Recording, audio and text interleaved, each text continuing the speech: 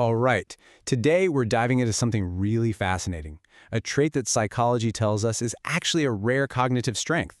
We're talking about cognitive independence. So, if that question just hit you, if you've often felt that quiet sense of disconnect from the groupthink or whatever the latest trend is, then you are definitely in the right place. Because that isn't just a random feeling, it's a huge sign of how your mind operates.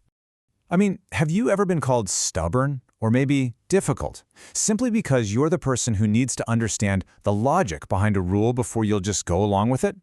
Well, what if that isn't a flaw at all? What if it's something else entirely? You know, while our society often pats you on the back for conforming, psychology gives us a totally different perspective. It tells us that the ability to stay mentally autonomous, to really stand apart from the crowd, is a powerful cognitive asset. It's one that leads to much deeper understanding and way more authentic decisions.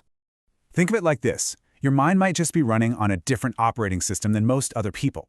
It's not one that's programmed by whatever's trending, but by its own internal logic.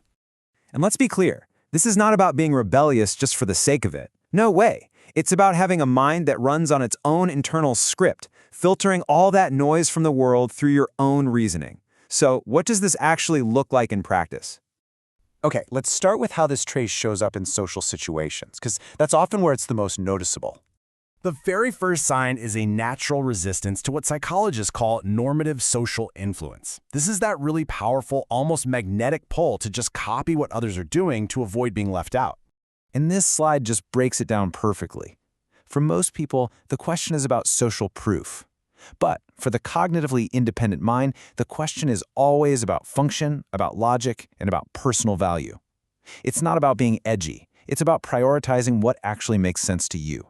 Now, this whole idea of internal logic leads us right into our second sign, which is all about where you get your sense of self-worth from.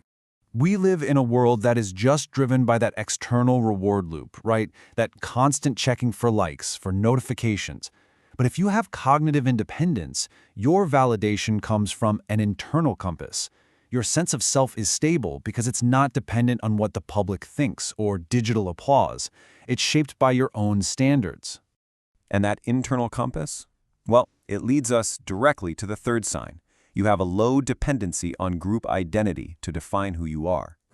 You know, a lot of people find meaning through what's called social identity theory, feeling that rush of pride when their team or their political party wins. But for you, that sense of self is built from the inside out. It comes from your personal values and your skills. You just don't need to wear a team jersey to know who you are. All right, so let's zoom out from social dynamics for a second and look at how this operating system of yours interacts with the bigger world, with the systems and rules that govern our lives. The fourth sign is a tendency toward what's called institutional skepticism. Now, this isn't about being antisocial or an anarchist. It's about questioning traditions and authority figures instead of just offering blind obedience. You need to understand the why behind the rule. This quote just captures the motivation perfectly. It's about valuing what we can call mental resonance. If a system seems illogical or unreliable, your trust naturally shifts inward, to yourself. Being in sync with something that just doesn't make sense, that's not really an option for you.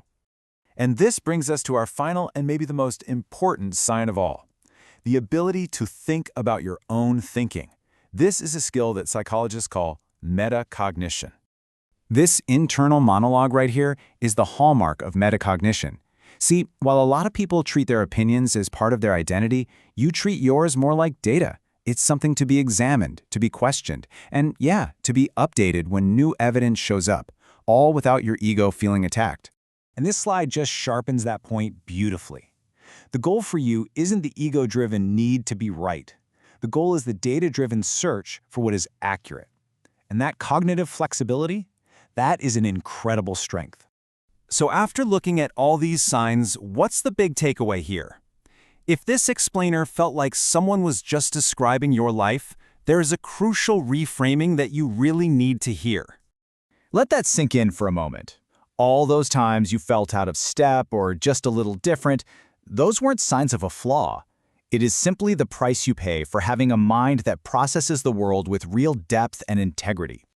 So the takeaway is this. In a world that is constantly trying to get you scrolling and agreeing and conforming, possessing a mind that is truly your own isn't just different. It is a rare and vital form of power. And that's the real question I want to leave you with. In a world that is built for conformity, how are you going to use your independence? Understanding this about yourself is the first step.